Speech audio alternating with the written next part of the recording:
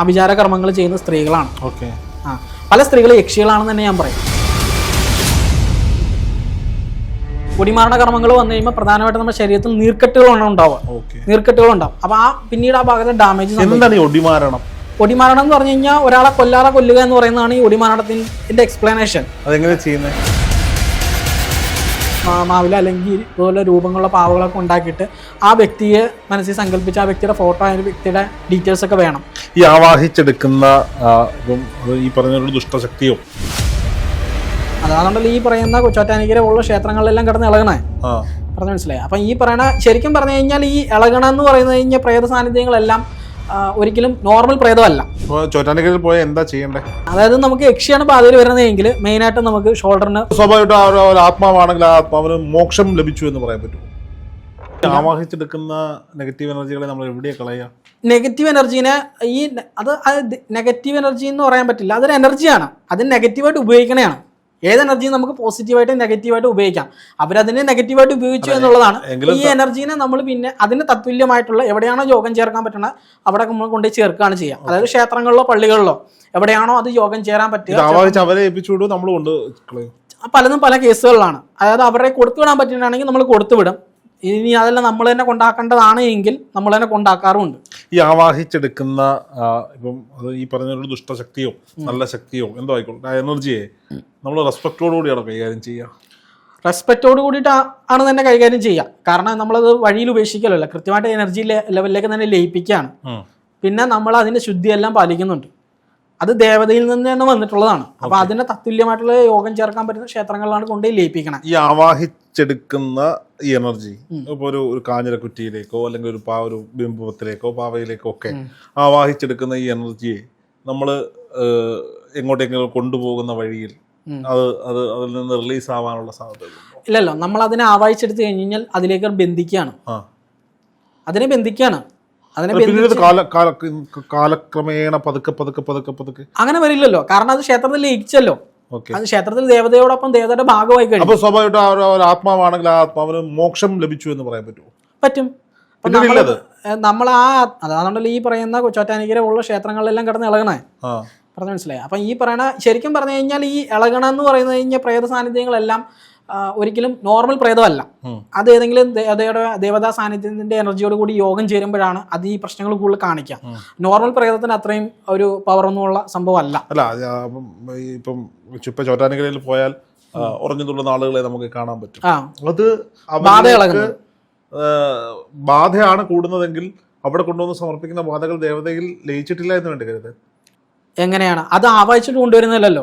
അവിടെ എന്ന് പറഞ്ഞു കഴിഞ്ഞാൽ എങ്ങനെയാണ് ആളുകൾ വ്രതം നിൽക്കുകയാണ്. ഇത് ബാധ ഇളകി പോകാൻ വേണ്ടിയിട്ട്, സ്വന്തമായിട്ട് ഇളകി പോകാൻ വേണ്ടിയിട്ടാണ്, ദേവതയിലേക്ക് പോകാൻ വേണ്ടിയിട്ടാണ് അവർ വ്രതം നിൽക്കണേ. അവര് അവിടെ ഭജന ഇരിക്കണേയാണ്. അവിടെ ഭജന ഇരുന്ന് അവര് ദേവിയുടെ മുന്നിൽ പ്രാർത്ഥിക്കണേയാണ്. അവിടെ മറ്റൊരു കർമ്മിയില്ല. ദേവതയും അവരും മാത്രമാണ്. പറഞ്ഞു മനസ്സിലായി. പക്ഷെ ഇവിടെ ഇപ്പൊ ഏറ്റവും കൂടുതൽ അബദ്ധം സംഭവിക്കുന്നത് ഈ ചോറ്റാനിക്കര തന്നെയാണ്. അവിടെ ഒരുപാട് മന്ത്രവാദികളുണ്ട്. പറഞ്ഞു മനസ്സിലായി. ഇത് ഇളകി വരുന്ന ടൈമിൽ തന്നെ ഈ കർമ്മം ചെയ്യാൻ നിൽക്കുന്ന ആൾക്കാർ അവിടെ നിന്നിട്ട് ഇതിനെ ബന്ധിക്കും. ഇത് ഇളകി ഇതിലേക്ക് പോണ ടൈമിന്റെ ഗ്യാപ്പ് ഉണ്ട്. ആ ഗ്യാപ്പിൽ ഇതിനെ ബന്ധിക്കും. ബന്ധിച്ചു കഴിഞ്ഞാൽ പിന്നെ അത് ഇളകിയവരുടെ ശരീരത്തിൽ നിന്ന് പോവില്ല. അവര് വന്ന ആളുകൾ ബാധ ഇളകും, പക്ഷെ പോവില്ല. അവരുടെ പ്രശ്നം തീരില്ല. അങ്ങനെ പിന്നീട് ഇവരെ ഈ പറയുന്ന മന്ത്രവാദികളെ ക്യാച്ച് ചെയ്യും. എന്നിട്ട് ഇവരെ ഞങ്ങൾ മാറ്റിത്തരാന്ന് പറഞ്ഞ് വിളിച്ചുകൊണ്ട് പോയി അവർ സാമ്പത്തികമായിട്ട് ചൂഷണം ചെയ്യും. അങ്ങനെ ഒരു പാർട്ടി കൂടെ അവിടെ നടക്കുന്നുണ്ട്. അതുകൊണ്ട് തന്നെ അവിടെ ചെല്ലുന്ന ആളുകൾക്ക് ആദ്യം കിട്ടുന്ന ഉപദേശം ഇവിടെ പുറമെ വന്ന കാര്യം നടത്തിയിട്ട് പോവുക, പുറമെ അധികം ആൾക്കാരോടൊന്നും സംസാരിക്കാതിരിക്കുക എന്ന് പറയും. ഇപ്പം എൻ്റെ ഇടയ്ക്ക് തന്നെ അങ്ങനെ ഒരു കേസ് വന്നിട്ടുണ്ട്. അതായത് ചോറ്റാനിക്കര പോയിട്ട് ബാധ ഇളകാതെ നിന്നിട്ട് പിന്നീട് ഇതുപോലെ ബന്ധനം കിട്ടിയിട്ട് പോരുന്ന ആൾക്കാരുണ്ട്. അവിടുന്ന് ബന്ധനം കിട്ടി പോരുന്ന ആൾക്കാരുണ്ട്. ചോറ്റാനിക്കരയിൽ പോയാൽ എന്താ ചെയ്യണ്ടേ? അവിടെ നമ്മൾ ആദ്യം ആരോടും സംസാരിക്കാതിരിക്കുക. പുറമേ ഉള്ള ആളുകളോട് ഈ പറയുന്ന മന്ത്രവാദികളായിട്ട് നടക്കുന്ന ഒരുപാട് പുരുഷന്മാരൊന്നും അല്ല കേട്ടോ, സ്ത്രീകളാണ്. ഞാനിത് കണ്ടതിൽ വെച്ച് ഞാൻ ഇത്രയും നാളത്തെ ഒരു എക്സ്പീരിയൻസ് വെച്ചിട്ട് ഞാൻ പറയുന്നത്, ഇതിനകത്ത് ഏറ്റവും കൂടുതൽ ഇത്തരത്തിലുള്ള കർമ്മങ്ങൾ ചെയ്യണത്, അഭിചാര കർമ്മങ്ങൾ ചെയ്യുന്ന സ്ത്രീകളാണ്. പല സ്ത്രീകൾ യക്ഷികളാണെന്ന് തന്നെ ഞാൻ പറയും. അതായത് പല സ്ത്രീകൾ യക്ഷികളെന്ന് പറയുമ്പോൾ സ്ത്രീകളെ മുഴുവൻ അടച്ചാക്ഷേപിക്കുകയല്ല, പല സ്ത്രീകളും എന്നാണ് ഞാൻ പറഞ്ഞത്. സ്ത്രീകളെ മൊത്തത്തിലല്ല. സ്ത്രീകളുടെ മറ്റൊരു സ്ത്രീയുടെ ജീവിതം നശിപ്പിക്കുന്ന വേറെ സ്ത്രീ തന്നെയാണ്. പറഞ്ഞ മനസ്സിലായല്ലോ. കഴിഞ്ഞ ദിവസം ഈ ഇടയ്ക്ക് നമ്മൾ ചെയ്തൊരു പൂജയിൽ അദ്ദേഹത്തിന് സംഭവിച്ചതെന്ന് പറഞ്ഞു കഴിഞ്ഞാൽ അദ്ദേഹത്തിൻ്റെ ഫാമിലി നശിപ്പിച്ചതെന്ന് പറഞ്ഞാൽ അദ്ദേഹത്തിൻ്റെ ഫാമിലിയിൽ തന്നെയുള്ള മറ്റൊരു സ്ത്രീയാണ്. അദ്ദേഹത്തിൻ്റെ ഭാര്യയും ഇവരും തമ്മിൽ ഭിന്നിപ്പിച്ചിട്ട് ഇവർ ആ അദ്ദേഹത്തിനെ വശമാക്കുകയാണ്. അദ്ദേഹം വിദേശത്തിലെ NRI ആണ്. അപ്പോൾ ഇദ്ദേഹത്തിൽ നിന്ന് സാമ്പത്തികമായിട്ട് ചൂഷണം ചെയ്യണം. 10-60 ലക്ഷം രൂപയോളം അദ്ദേഹത്തിൻ്റെ കയ്യിൽ നിന്ന് ഇവർ വാങ്ങിച്ചെടുത്തു. വീട് വെക്കാനും സ്ഥലം വാങ്ങാനും ഇങ്ങനെ പല പല കാര്യങ്ങൾക്കായിട്ട് വാങ്ങിച്ചെടുത്തു. പറഞ്ഞ് മനസ്സിലായോ? അപ്പം ഈ ഒരു കാലയളവിൽ ഇദ്ദേഹത്തിൻ്റെ ഭാര്യയായിട്ട് ബന്ധം ഉണ്ടായിരിക്കാൻ വേണ്ടിയിട്ട് ഇവർ രണ്ടുപേരും ഭിന്നിപ്പിച്ച് ചേർത്താൻ വേണ്ടി ഇവർ കർമ്മങ്ങൾ ചെയ്തുകൊണ്ടേയിരുന്നു. ഇവർക്ക് കർമ്മം അറിയാം, ഇവർ കർമ്മം പറയുന്ന സ്ത്രീയാണ്. ഇതിൻ്റെ ഇടയ്ക്ക് ഇവർ തമ്മിൽ ഒന്നിച്ച് കഴിഞ്ഞ് കഴിഞ്ഞാൽ പിറ്റേ ദിവസം ഈ പറയുന്ന സ്ത്രീ ഇയാളെ വിളിക്കുമ്പോൾ ചോദിക്കും, ഇന്നലെ നിങ്ങൾ ഭാര്യയായിട്ട് സംസാരിച്ചില്ല, അല്ലെങ്കിൽ നിങ്ങൾ നിങ്ങളുടെ ഭാര്യയായിട്ട് ബന്ധപ്പെട്ടില്ലേ എന്ന് ചോദിക്കും. അപ്പം ഇയാൾ ആശ്ചര്യപ്പെടുകയാണ്, ഇതെങ്ങനെ അറിഞ്ഞു എന്നുള്ളത്. പിന്നീടാണ് നമ്മുടെയൊക്കെ പ്രശ്നം എടുക്കാൻ വന്നപ്പോൾ നമ്മൾ തന്നെ പ്രശ്നം നോക്കിയിട്ട് ഇതുപോലെ മുമ്പ് സുഹൃത്തായിട്ട് സഹായിയായിട്ട് നിന്നിരുന്ന ആളാണ്, സഹോദര സ്ഥാനത്തുള്ള ആൾ തന്നെയാണ് എന്ന് പറഞ്ഞപ്പം ലാസ്റ്റ് പുള്ളി പേഴ്സണലായിട്ട് എന്നെ വിളിച്ചിട്ട് പറഞ്ഞു, ഇന്നാരാണ് ആൾ, എനിക്കറിയാം, ഇന്നാരാണ് ആൾ എന്ന് പറഞ്ഞു. കർമ്മം ചെയ്ത് ട്രാക്ക് ചെയ്യാൻ പറ്റും. ഏത് വഴി കൂടെ വന്നതെന്ന് നമുക്ക് പറയാൻ പറ്റും. ഒരുപാട് എക്സ്പ്ലെയിൻ ചെയ്യാൻ പറ്റില്ല. ഒരുപാട് എക്സ്പ്ലെയിൻ ചെയ്ത് കഴിഞ്ഞാൽ ഉള്ള പ്രശ്നം എന്ന് വെച്ച് കഴിഞ്ഞാൽ, ഞാൻ ചോദിച്ചത് എനിക്ക് പണി അറിയാമെങ്കിൽ സുരേഷ് ഭായി എന്തൊക്കെ ചെയ്യുന്നു എന്ന് എനിക്ക് അറിയാൻ പറ്റുമല്ലേ? അറിയാൻ പറ്റും. അതിന് ഒന്നെങ്കിൽ സിദ്ധി ഉണ്ടാവണം. സിദ്ധി ഉണ്ടെങ്കിൽ വലിയ താമസമൊന്നും വേണ്ട. ഈ പറയുന്ന മറയിട്ട് ചെയ്യാത്ത കർമ്മങ്ങളാണ് എങ്കിൽ അയ്യോ പെട്ടെന്ന് കണ്ടുപിടിക്കാൻ പറ്റും. മറയിടുന്ന കർമ്മങ്ങളാണെന്നുണ്ടെങ്കിൽ മാത്രമാണ് നമുക്ക് കണ്ടുപിടിക്കാൻ ബുദ്ധിമുട്ടുണ്ടാവുക. പല കർമ്മങ്ങൾക്ക് മറയിട്ടിട്ട് ചെയ്യും. മറയിട്ട് ചെയ്യുന്നതും നമുക്ക് പല പ്രശ്നങ്ങളും തീർക്കാൻ ബുദ്ധിമുട്ടായിരിക്കും. മറയിട്ട് ചെയ്യുന്നത് തിരസ്കരണി എന്നാണ് അതിന് പറയുക.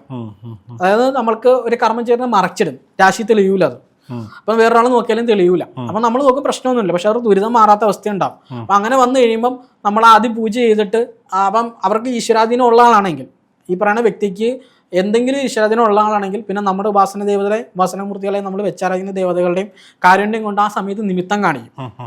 എന്താണ് അവിടെ പ്രശ്നം എന്നുള്ളത്, എങ്ങനെ അതിനെ തിരസ്കരണി കിടക്കുന്നത്, എന്താണ് ഏത് മൂർത്തിയെ കൊണ്ട് തിരസ്കരണി ചെയ്തേക്കുന്നുള്ളത്. അപ്പം അത് മനസ്സിലാക്കാൻ പറ്റിയാൽ ആ പൂജയോട് കൂടിയിട്ട് അവരുടെ പ്രശ്നങ്ങൾ തീരും. അതില്ല എങ്കിൽ പറ്റാതെ വന്നു കഴിഞ്ഞാൽ നമ്മൾ പിന്നെ അവരോട് പറയും, നിങ്ങൾ ഗുരുവായൂരോ ചോറ്റാനിക്കരോ എവിടെയെങ്കിലും പോയി വഴിപാട് കൊടുക്കാൻ പറയും. വഴിപാട് കൊടുത്തിട്ട് വീണ്ടും വരാൻ പറയും. അങ്ങനെ 2 പ്രാവശ്യം പൂജ ചെയ്ത കേസുകളുണ്ട്. പറഞ്ഞ് മനസ്സിലായോ? അത് തന്നെ നമ്മൾ ഈ പറയുന്ന രണ്ടാമത് പൂജ ചെയ്യുമ്പോഴൊന്നും വലിയ ഫീസ് വാങ്ങിക്കാറില്ല, ദക്ഷിണ മാത്രമേ മേടിക്കാറുള്ളൂ. അത് തന്നെ പലയിടത്തും ലക്ഷക്കണക്കിന് രൂപ മുടക്കിയിട്ട് പൂജകൾ ചെയ്യുന്ന, ഹോമങ്ങളും ചെയ്തിട്ടുള്ള ആൾക്കാരുണ്ട്. അവരൊക്കെ വരുമ്പോൾ അവർക്ക് ഈ നാമമാത്രമായിട്ടുള്ള ചില 1-2 ബാധകളുടെ പ്രശ്നമായിരിക്കും. അതൊന്നും വലിയ ഫീസ് വാങ്ങിക്കാറില്ല, ദക്ഷിണ മാത്രം വാങ്ങിച്ചിട്ട് വിടാറുണ്ട്. ചെറിയ ഫീസ് മാത്രം മേടിച്ച് ഒരു പൂജയുടെ എമൗണ്ട് വാങ്ങിക്കാറില്ല. അത് നമ്മൾ പൂജ നടക്കുന്ന സമയത്ത് നിങ്ങൾ വന്നോ, ആവാഴ്ച മാറ്റിവിടാം. ചില ആളുകളുണ്ട് 6 പേർക്ക് 7 പേർക്കൊക്കെ ഒരുമിച്ച് പൂജ ചെയ്യുന്ന ആളുകൾ. പൂജ അങ്ങനെ ചെയ്യുന്നതിൽ തെറ്റുണ്ടെന്ന് ഞാൻ പറയുന്നില്ല. പക്ഷെ ആ വരുന്ന ആളുകളുടെ പ്രശ്നം തീർത്തു കൊടുക്കാൻ പറ്റണം. ഈ പ്രശ്നം തീർന്നില്ല എന്ന് പറയുന്നത് ഇയാൾ വിളിക്കുന്ന സമയത്ത് ഫോൺ എടുക്കണം, അല്ലെങ്കിൽ അവർക്ക് മറുപടി കൊടുക്കണം, അല്ലെങ്കിൽ അത് ഇന്നത് എന്ന് നമുക്ക് നോക്കാം എന്ന് അവരെ പറഞ്ഞ്, അല്ലെങ്കിൽ നമുക്ക് അവർക്ക് വീണ്ടും വലിയ ഫീസ് വാങ്ങിക്കാതെ അല്ലെങ്കിൽ നമ്മൾ അവർക്ക് വീണ്ടും ചെയ്തു കൊടുക്കണം. അല്ലാതുകൊണ്ട് ഈ പല ആളുകളും ഫോൺ എടുക്കില്ല, ഫോൺ എടുത്താൽ തന്നെ അവരോട് ഷൗട്ട് ചെയ്യുന്ന ആൾക്കാരുണ്ട്. പല ആളുകളും പല രീതിയിലാണ്. അതെ, വ്യത്യാസം. അല്ല, ഞാനൊരു സംശയം ചോദിച്ചിട്ട്, ഇതൊക്കെ ഈ പറയപ്പെടുന്ന കർമ്മങ്ങൾക്ക് അപ്പുറത്തേക്ക് ഇതൊരു മാനസിക നിലയെ ലെവൽ ചെയ്യുന്ന കർമ്മമായിട്ട് നമുക്ക് കൂട്ടിക്കൂടും. ഒരു ആംബിയൻസ് ക്രിയേറ്റ് ചെയ്ത്, ഇപ്പൊ എനിക്കൊരു പ്രശ്നമുണ്ട് എന്നുള്ള തോന്നൽ, അല്ലെങ്കിൽ ഒരു പ്രശ്നം എന്തോ ഒരു കാരണം കൊണ്ടാണ്, അപ്പൊ ഞാൻ സ്വാഭാവികമായും താങ്കളെ സമീപിക്കുന്നു, താങ്കൾ അത് ഐഡന്റിഫൈ ചെയ്യുന്നു, താങ്കൾ ഒരു പൂജ നിർദ്ദേശിക്കുന്നു, ആ പൂജയ്ക്ക് ഞാൻ വരുന്നു. അവിടെ ഉണ്ടാകുന്ന ഒരു ആംബിയൻസ് ഉണ്ടാവില്ല, നിലവിളക്കുകൾ കത്തിച്ചു വെച്ച് മന്ത്രവാദക്കള ഒരുക്കി ഹോമകുണ്ടമൊക്കെ ഒരുക്കി വെച്ചിട്ട് താങ്കൾ ആ പൂജ ചെയ്യുന്നു. പൂജയ്ക്കപ്പുറം കുറച്ച് പന്തോ കത്തിച്ച്, തീയൊക്കെ കത്തിച്ച്, കുറച്ച് പൂജകളൊക്കെ കഴിഞ്ഞിട്ട് നമ്മളെ ഒന്ന് മയക്കി കിടത്തിയിട്ട് അവസാനം കർമ്മങ്ങൾ കഴിഞ്ഞു. എനിക്കൊരു കോൺഫിഡൻസ് ഉണ്ടാവും, ഞാൻ പിറ്റേന്ന് മുതൽ ആ കോൺഫിഡൻസോടുകൂടെ പണിയെടുക്കാൻ തുടങ്ങും. അതുകൊണ്ട് എന്റെ പ്രശ്നങ്ങൾ തീരും. ഇങ്ങനെയും ചിന്തിച്ചുകൂടെ? ഈ കർമ്മം അങ്ങനെ ചിന്തിക്കുന്നത് തെറ്റൊന്നുമില്ല. പക്ഷെ ഇവിടെ നമ്മുടെ പൂജയിൽ ഇരിക്കുന്ന സമയത്ത് തന്നെ ഈ ഒടിമാരണം കൊണ്ടുവരുന്ന ശാരീരികമായിട്ടുള്ള ബുദ്ധിമുട്ടുണ്ടാവും. വിട്ടൊഴിയാതെ നടുവേദന, കൈവേദന, ഷോൾഡറിന് പെയിൻ, പല മൂർത്തികളും പല ശരീരവേദന ഉണ്ടാവും. അതായത് നമുക്ക് ഒടിമാരണ കർമ്മങ്ങൾ വന്നു കഴിയുമ്പോൾ പ്രധാനമായിട്ടും നമ്മുടെ ശരീരത്തിൽ നീർക്കെട്ടുകളാണ് ഉണ്ടാവുക. നീർക്കെട്ടുകളുണ്ടാവും. അപ്പൊ പിന്നീട് ആ ഭാഗത്ത് ഡാമേജ്. ഒടിമാരണം എന്ന് പറഞ്ഞു കഴിഞ്ഞാൽ ഒരാളെ കൊല്ലുക എന്ന് പറയുന്നതാണ് ഈ ഒടിമാരണത്തിന്റെ എക്സ്പ്ലനേഷൻ. അതായത് നമ്മളിപ്പം എനിക്ക് ചേട്ടനോട് ശത്രുതയുണ്ട്, എനിക്ക് ചേട്ടനെ നേരിട്ട് അടിക്കാൻ പറ്റുന്നില്ല, എനിക്ക് ചേട്ടനെ ഒന്ന് വീക്കാക്കണം എന്നുണ്ടെന്നുണ്ടെങ്കിൽ ചേട്ടനെതിരെ ഒടിമാരണകർമ്മം എന്ന് പറയുന്ന കർമ്മം ചെയ്തു കഴിഞ്ഞാൽ, അറിയാവുന്ന ഒരാളാണ് ചെയ്യണമെങ്കിൽ ഈ പറയുന്നത് പോലെ അതിൻ്റെ റിസൾട്ട് ചേട്ടനിലുണ്ടാവും. അതായത് ചേട്ടന് പിന്നെ സാമ്പത്തികമായിട്ട് ലോസ് ഉണ്ടാവും, കിട്ടണതെല്ലാം ആശുപത്രിയിൽ പോകും, വീട്ടിൽ എന്തെങ്കിലും പ്രശ്നമായിരിക്കും. പിന്നെ ഈ മെയിനായിട്ട് ശാരീരികമായിട്ട് എന്തെങ്കിലും തരത്തിലുള്ള അസ്വസ്ഥതകൾ, വിട്ടൊഴിയാത്തുള്ള ദുരിതങ്ങൾ ഇങ്ങനെ വന്നുകൊണ്ടേയിരിക്കും. അതായത് നടുവേദന, കൈവേദന, ഇങ്ങനെ അതിന് ട്രീറ്റ്മെൻറ്റ് എടുത്താൽ മാറ്റം ഉണ്ടാവില്ല. ഇപ്പോൾ താൽക്കാലികമായിട്ട് പെയിൻ കില്ലർ എടുക്കണോ അല്ലെങ്കിൽ ഒരു മരുന്ന് എടുക്കണോ, ആ എടുക്കുന്ന സമയത്തുള്ള റിലീഫ് മാത്രമേ ഉണ്ടാവുള്ളൂ. കുറച്ച് കഴിയുമ്പോൾ വീണ്ടും അതേ അവസ്ഥയിൽ തന്നെ വരികയാണ് ആ മരുന്നിൻ്റെ എഫക്റ്റ് തീരുമ്പോൾ. അപ്പം അങ്ങനെ എന്നും കുന്നും മരുന്ന് കഴിച്ചുകൊണ്ടേ ഇരിക്കണം, ഒരു മാറ്റം ഉണ്ടാകാത്ത അവസ്ഥയിലേക്ക് വരും. അപ്പം നമ്മൾ ഈ പറയുന്ന ഒടിമാരണ കർമ്മത്തിന് ഉച്ചാരണം ചെയ്ത് മാറ്റുന്ന ആ സമയത്ത് തന്നെ ഒടിമാരണം കൊണ്ടാണ് വന്നിട്ടുള്ളതെങ്കിൽ, അത് ഒടിമാരണം കൊണ്ടാണെങ്കിൽ അതിൻ്റെ എടുക്കുന്ന ടൈമിൽ തന്നെ അതിൻ്റെ ആ വേദനയുടെ മാറ്റം ഉണ്ടാവും. പറഞ്ഞ് മനസ്സിലാവും. ഇപ്പം യക്ഷിയെ പോലെ കണ്ടുപിടിക്കാൻ ഒടിമാരണമാണോ അത് നമ്മൾക്ക് രാശി വെക്കുമ്പോൾ അറിയാമല്ലോ. ഈ പറയുന്ന പോലെ യക്ഷി പോലുള്ള മൂർത്തികളാണ് ബാധയിൽ വന്നിട്ടുള്ളതെങ്കിൽ ഷോൾഡറിനായിരിക്കും മെയിനായിട്ട് പെയിൻ ഉണ്ടാവും. പറഞ്ഞുകൊണ്ടിരിക്കുമ്പോൾ 2 ഷോൾഡറും നല്ല വേദന. അതുകൊണ്ടാണ് ഞാൻ ഇത്ര ഇൻട്രസ്റ്റ് കൊണ്ട് ചോദിച്ചുകൊണ്ടിരിക്കുന്നത്. കഴിഞ്ഞ ഒരു മാസം കൊണ്ട് ശരീരം മുഴുവൻ വേദന, ജോലി ചെയ്യാൻ താല്പര്യം ഉണ്ടാവുന്നില്ല. അപ്പൊ സ്വാഭാവികമായിട്ടും നമ്മളെ ഗുരുക്കന്മാരുണ്ടല്ലോ, നമ്മളോട് സ്നേഹമുള്ള, നമ്മൾ നന്നാവണമെന്ന് ആഗ്രഹിക്കുന്ന ഗുരുക്കന്മാർ, അതിൽ 3-4 പേര് എന്നോട് പറഞ്ഞു, ഇതേ ആരോ എന്തോ ചെയ്തിട്ടുണ്ട്. ഇത് കവളം പ്രാക്ടീസ് ചെയ്യുന്നവർ പറഞ്ഞു, അല്ലാതെ തന്ത്രം പ്രാക്ടീസ് ചെയ്യുന്നവർ പറഞ്ഞു, പലരും പറഞ്ഞു. ഒരു 5 പേര് ഇത് ഒരുപോലെ പറഞ്ഞപ്പോൾ ഞാനും ദൈവം ഇനി ആരാ മനസ്സറിഞ്ഞത് ആർക്കും ദ്രോഹം ചെയ്യുന്നില്ല. അന്നേരം ഇങ്ങനെ കുറച്ച് ഈ 4 പേരും പറഞ്ഞു ഒരു ആളാണ് നിങ്ങളുമായി ബന്ധം, ജോലി സംബന്ധമായി ബന്ധമുണ്ടായിരുന്ന ആരോ ആണ്. ആരാണെന്നൊന്നും തിരക്കി പോകാൻ പോകുന്നില്ല. എന്തായാലും ഈ ഗുരുക്കന്മാർ അതിന്റെ കർമ്മങ്ങൾ ചെയ്ത് മാറ്റിക്കൊള്ളാന്ന് പറഞ്ഞിട്ടുണ്ട്. അപ്പം വിശ്വസിക്കാമല്ലോ, ഒരുപാട് പേർ നമുക്ക് വേണ്ടി ചെയ്യാൻ സ്നേഹത്തോടുണ്ടല്ലോ. അതുകൊണ്ടാണ് ഞാൻ അത്ര ഇൻട്രസ്റ്റിംഗ് ചോദിക്കുന്നത്. അതായത് നമുക്ക് യക്ഷിയാണ് ബാധയിൽ വരുന്നതെങ്കിൽ മെയിനായിട്ട് നമുക്ക് ഷോൾഡറിന് വെയിറ്റ് വെച്ചോലെ ഫീൽ ചെയ്യും, പെടലിൽ കഴച്ചൊടിയാന്ന് പറയും. അത് നമുക്ക് ശരീരത്തിന്റെ ഈ ഷോൾഡറിൽ അതുപോലെ പുറത്തൊക്കെ വെയിറ്റ് വെച്ചോലെ ഫീൽ ചെയ്യും. പിന്നെ ഏതെങ്കിലും ശരീരത്തെ കൈക്കോ അല്ലെങ്കിൽ ഏതെങ്കിലും ഭാഗം കൊണ്ട് തളച്ച ഒരു ബലക്കുറവൊക്കെ ഉണ്ടാവും. പിന്നെ ഈ യക്ഷികൾ തന്നെ പല വിധമുണ്ട്. അപ്പോൾ അതിൻ്റെ കാറ്റഗറീസ് മാറുന്നതിനനുസരിച്ചിട്ട് ചെറിയ വേരിയേഷൻസ് ഒക്കെ അതിനകത്ത് ഉണ്ടാവും. ശ്മശാന യക്ഷിയുണ്ട്, കാക്ക യക്ഷിയുണ്ട്, സുന്ദര യക്ഷിയുണ്ട്. അപ്പോൾ ഇതിനെ ഏത് മൂർത്തി വെച്ചിട്ടാണ് ഏത് യക്ഷിയെ വെച്ചിട്ടാണ് ചെയ്യണമെന്ന് വെച്ചാൽ അതിൻ്റെ ആയിട്ടുള്ള ചെറിയ ഡീവിയേഷൻ അതിനകത്ത് ഉണ്ടാവും. മറ്റേ ലോകകപ്പൊക്കെ നടക്കുമ്പോൾ സ്റ്റേഡിയത്തിൽ പോയിട്ട് പാവയിൽ സൂചി വെച്ച് കുത്തുന്ന കാര്യങ്ങളൊക്കെ നമ്മൾ കണ്ടിട്ടുണ്ടല്ലോ. ഈ മലയാളികൾ ചെയ്യുമ്പോഴാണല്ലോ ആളുകൾ കളിയാക്കുന്നത്, ഇംഗ്ലീഷുകാരൊക്കെ ഇത് ചെയ്യുന്നത് നമ്മൾ കണ്ടിട്ടുണ്ട്. അതെന്താ സംഭവം? അതാണ് ഈ ഒടിമാരണത്തിന്റെ ഒരു വേറെ വേരിയേഷനാണ്.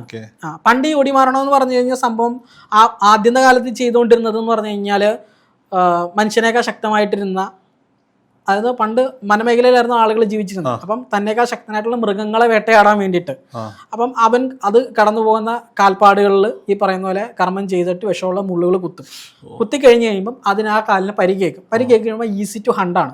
അപ്പം പിന്നെ പെട്ടെന്ന് അതിനെ വേട്ടയാടി പിടിക്കുക, അതിനെ കീഴ്പ്പെടുത്തുകയാണ്. പറഞ്ഞ് മനസ്സിലായി. ഇത് പിന്നീട് വഴിമാറി തന്നേക്കാൾ ശക്തനായിട്ടുള്ള ശത്രുവിനെ അവന് ആദ്യം പണി കൊടുക്കുക.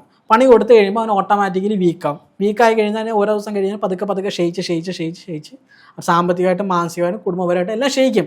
അവൻ്റെ മക്കളുടെ വിദ്യാഭ്യാസം, തൊഴിൽ എല്ലാം ക്ഷയിച്ചൊരു പരുവ് എത്തുമ്പം അവനെ പിന്നീട് നേരിട്ട് വേണേൽ അടിക്കണമെങ്കിൽ അടിക്കാം.